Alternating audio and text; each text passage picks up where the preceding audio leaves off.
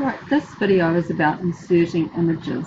So I'm just going to go over here, new tab, and I'm going to search for map. And I'm going to click on images.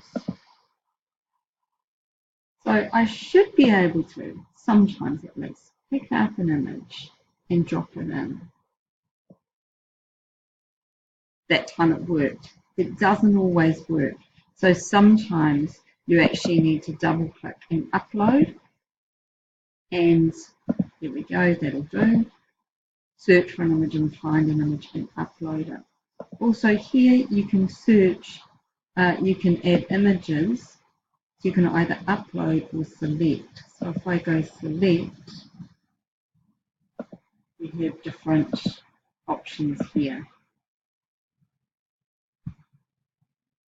But the easiest way of adding an image, if it's possible, is simply to drag it and drop it in.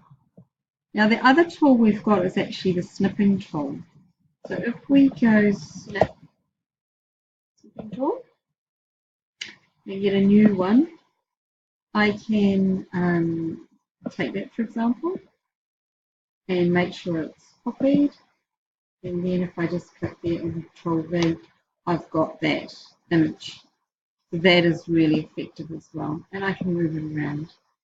I can change the sizes of images. Like if I, for example, make that little like that, but then push that button to make sure it all fits in.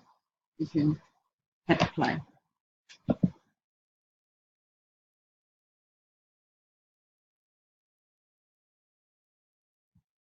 Stop. Remember, when you've published it, that is when everyone else can see what you've done. Otherwise, that would have been a blank page.